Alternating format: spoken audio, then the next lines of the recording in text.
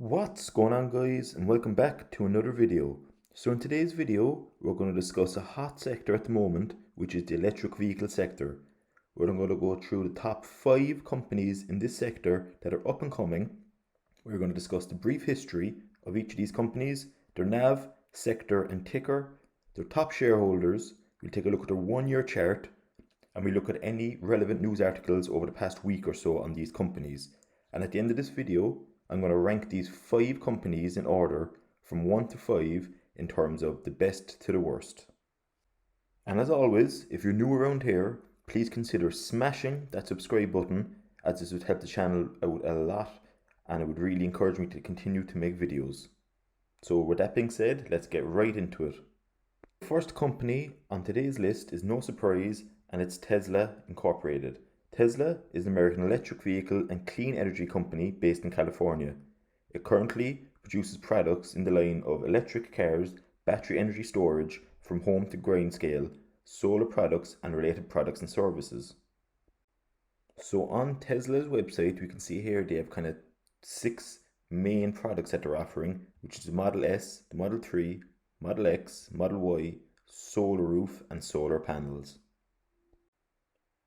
Tesla is traded on the Nasdaq and has ticker TSLA, and at time of recording, their share price was $424.23.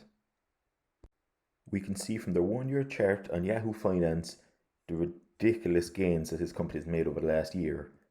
And it's worth noting as well because recently, about a month ago, they had the 5-to-1 stock split. So this chart is reflecting that. So at the time, these were worth 5 times the amount that they are showing on the screen. But because there was a stock split and to kind of even out the chart, that's what they've kind of reflected over the past year on this chart. But you can see here it's ridiculous. Even since March, their NAV is about $85 a share. And even at the start of the year, for that matter, it was about $48, $45 a share. And it's currently up to about $450 a share, which is extreme growth. And a lot of companies that are kind of the growth sector companies that jump this fast usually crash and burn. But Tesla seems to hold its own and is definitely one of the leaders in the electric vehicle sector. So going forward, I expect this share price to continue to grow. And again, it might dip over the next few months again, because it's very hard to sustain such an upward trajectory graph. It has to come back down. But over the long term, I suspect this company is going to steadily go on an upward trajectory. The company employs over 48,000 full-time employees, and obviously it's in the consumer cyclical sector, and in terms of industry, it's in the auto manufacturers. We can see then the company's top shareholders, if we scroll down here, that the top 3 is the Bailey Gifford and Company with 6.35% holding in the company. Second up is Capital World Investors with 5.76%, and third on the list is Vanguard Group with a 4.78% holding. So this morning was quite an important day for Tesla, as it was Battery Day, and we can see here from Verge.com that the top announcements were as follows. So they announced that the tabless battery cells will improve Tesla's range. The Model S will cost $139,000 and will be available in 2021. A new cathode plant is coming, and there's going to be no more cobalt used. And finally, and probably one that a lot of normal kind of day-to-day people will be interested in, is that there is a new $25,000 car in its goal range, and Elon Musk is saying that in the next few months that they're planning to get this out on the rack. The second company on today's list is Workhorse Group. Now, I made a full video on Workhorse a few days ago, so I'll put that in the description below. But if you haven't seen that video, Workhorse Group is an American manufacturing company based in Ohio that currently focuses on manufacturing electrically powered delivery and utility vehicles. It was founded in 1998 and it was took over from the production of General Motors. So Workhorse is traded on the Nasdaq and has ticker WKHS, and at time of recording, the share price is $26.91. And just like Tesla, we can see from Workhorse's 1-year chart on Yahoo Finance the extreme growth that it has over the last year, the exponential growth that is. So for example, in June it was about $2.59 a share, and since then, the next 7 to 8, 9 months, it's gone up about 10 times this amount. So that's crazy already. It's up to about $30 a share. Went up to $30 a share, and it's currently just under 27 a share. But the growth has been crazy. And again, Tesla has gone up in the same kind of rapid growth, but because Tesla is such a rapidly diversified market leader, I wouldn't be worried about them crashing. But like the rest of these four companies would be more speculative buys, as the electric vehicle sector is more of an unknown. So again, I wouldn't just say that because it's going up really fast the last few months that it's going to continue to go up. For example, with Workhorse, the USPS contract is going to make a huge impact on their NAV. So if they get that, it could be worth billions to the company. If they don't, again, it's not the only. There is alternatives, but that would certainly be a big blow to the company. And that news is supposed to come out before the end of the month also. So it would be definitely worthwhile listening out for that. The company employs 81 full-time employees, and again is in the auto manufacturers industry. And if we go over here to their top shareholders, we can see here that 20.58% of shares are held by insiders, 22.79% of shares are held by institutions, 28.7% of float held by institutions, and the number of institutions holding shares is currently at 74. And probably the biggest news that Workhorse investors should be looking out for, as previously mentioned in this video, is the USPS contract. And if they gain this contract, it would seal $6 billion for the company, which is certainly, by any company in the world, is a huge amount. So that could really drive this NAV on an upward trajectory. And again, that will be listed by the end of this month. The third company on today's list is Lordstown Motors. The Lordstown Motors Corporation is an American automobile manufacturer of electric vehicles. Lordstown is located in Ohio, the US, in the former Lordstown Assembly, which previously belonged to General Motors. It was founded in 2018, and the founder was Steve Burns. So you can see here that Lordstown Motors was previously private, but it's going to list on the Nasdaq through a merger with DiamondPeak Holdings Corp. Now this is from August, so I'd imagine it's already gone through at this stage, and we will look into that in today's video also. We can see here that the offering size, so DiamondPeak, Nasdaq ticker DPHC, is a publicly listed special purpose acquisition company with $280 million in cash, and it's inclusive of $75 million to be invested by General Motors. The valuation is $965 million. Electric vehicle with a strong balance sheet. It implies an attractive valuation versus peer averages. Their capital structure, so Lordstown will have $675 million of cash to fund operations and growth. There is no additional capital requirements expected between now and going into the market to achieve positive cash flow. In terms of ownership, 48% is the existing shareholders, 21% SPAC and funder shares, and 30% PIPE investors. So we can see here that investors DiamondPeak views Lordstown as a unique opportunity to invest in a revolutionary vehicle manufacturing platform with a proven management team.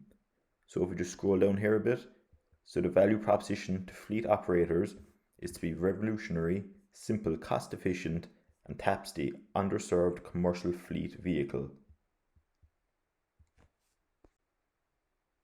So the Lordstown Motors and DiamondPeak merger happened at the start of August, and we can see here that Lordstown Motors comes in DiamondPeak Holdings, gets $500 million in investments, $75 million from General Motors. So Lordstown Motors and DiamondPeak New York this morning, as in this morning, the 3rd of August, jointly announced they have entered into a definite agreement for a business combination with an implied $1.6 billion pro forma equity value. Just taking a quick look at DiamondPeak Holdings as they now merged with Lordstown Motors. So they trade on the Nasdaq and have ticker DPHC, and at time of recording their NAV was $28.17. We can see here from their 1-year chart that since August, when they merged with Lordstown Motors, their NAV was $10 prior to the merger and has since skyrocketed up threefold to around $30 and is currently just at the $28 mark. So that's extremely impressive, and it shows that this merger certainly benefited both companies involved. In terms of DiamondPeak's top holders, we can see here that UBS O'Connors have 7.29% holding, Deutsche Bank have 7.29%, and Glazer Capital have 5.44% holding in the company. The fourth company on today's list is Nio. Now, Nio Limited designs, manufactures, and sells electric vehicles in the People's Republic of China, Hong Kong, US, and the UK and Germany. The company offers 5, 6, and 7-seater electrical US or SUVs. It is also involved in the provision of energy services and packages, so its users' marketing, design, and tech development activities, manufacture of e-powertrains, battery packs, and components, and sales and after-sales management activities. Nio is traded on the New York Stock Exchange and has ticker NIO. And at the time of recording, their share price was $19.23. In terms of Nio's 1-year graph, you can see it has went up quite impressively over the last year, but unlike the prior companies, it didn't just go straight up. It kind of had more of a more realistic kind of upward trajectory. And so a year ago it was about $2 a share, and it's currently nearly 10 times that at over $19. And you can see since kind of April it kind of went on an upward trajectory, so that's very impressive to see. But again, we will take a look in to see if this company is sustainable. Nio's top 3 shareholders are the Bailey Gifford and Company with 61.11% holding, so that's quite a large amount for one holder to hold. Second up is BlackRock Incorporated with 26.68% holding, and third is Vanguard Group with a 17.87% holding. I believe definitely one of the main advantages of Nio over, let's say, Tesla and Workhorse, etc., is that they're in the Chinese market. Now, as you can imagine, the Chinese market is huge, and it's even bigger than the US market. So they really have a kind of USP in the unique selling point in terms of that. So that really kind of makes them stand out in terms of having that whole market. And it kind of, you can see here from this article that the electric vehicle Chinese makers are ready for a rosy road trip. And you can see down here that they're sidestepping the US-China trade war. They have the home nation advantage, and so far it surpasses their Tesla test. So definitely a company to worth looking into. And again, if you're diversifying across a few different electric vehicle companies, Nio might just be the stock for you. The fifth and final company on today's list is Nikola Corporation. Nikola is an American company that has announced a number of concept zero-emission vehicles since 2016 and has indicated plans to produce some of them in the future. The company is based in Arizona, where its research and development facilities are located. Nikola is traded on the Nasdaq and has ticker NKLA, and at time of recording, their share price is $28.51. On Nikola's 1-year chart, it's kind of worrying to see that unlike the other 4 electric vehicle companies that we have talked about in today's video that went in an upward trajectory and continually were still going up, Nikola kind of in June went up to massively about just under $80 a share, but since then they have started to plunge, and even in August it went from just under $80 down to $32, and it is currently going down and down, and it is currently at about $28, $27 a share. So I'd kind of avoid this company. Again, if it was one of the bigger companies like Apple or Facebook or Amazon, and there's such a dip, I'd be buying more and more and more, because they are sustainable companies that are tried and tested, and they're blue chip, so they're going nowhere. But with companies like Nikola Motors, that because they're a growth company that are in the form of just forming, I wouldn't go near the company if it was going on a downward trajectory like this, as it could easily go back down to its $1 or $2 share price that it was this time last year. And when looking for a company to invest in, if you see that their chairman stepped down and there's allegations of fraud, I would not go near investing in a company like that. So you can see here that Nikola's chairman steps down and the stock crashes following allegations of fraud. So again, when you see either of those, and what makes it more worrying is that both of these have happened, that you should really avoid investing in companies like that unless you wanted to just throw your money away. So definitely avoid this company. So if I was to rank these 5 companies that I've mentioned in today's video, I was just looking over the list there, and to be honest, I nearly put it in the ranking system of the companies that I went through in today's video. So at number 5 it would be Nikola Motors, and obviously it's at number 5 because there's allegations of fraud and their chairman stepped down, so that's certainly not a good sign. And putting on to that, their stock price has dropped drastically in the last few months. At number 4, I'd put Nio, and the main reason I have it here is because they have a massive opportunity to tap into the China market. At number 3, Lordstown Motors. Now I just put that above Nio. That was kind of a close third and fourth between the two of those companies.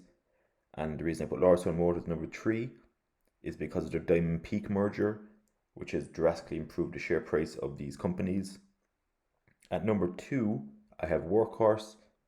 And saying that, Workhorse will go from number 2 to number 5 quite rapidly if it doesn't get to USPS contract, which could give the company $6 billion. So but even though the USPS contract isn't the be all and end all of this company, I feel it will have a significant factor, and I think a lot of investors will start jumping out if they don't get this contract. And I suppose to nobody's surprise, the company number 1 on the electric vehicle sector that I would recommend is Tesla. And ever since their 5-to-1 stock split, it has made the company a lot more accessible for the normal Joe Soap to invest in, as it's a lot more affordable. And I believe with Elon Musk, there is no end to its innovation, and just like Apple, it's one of those kind of companies that is the future, and it's certainly the market leader in this sector. So with that being said, guys, that brings the end to today's video. If you liked this video or found it anywhere helpful, please smash that like button. And if you're new around here, please consider subscribing to this channel, as it would really help me out.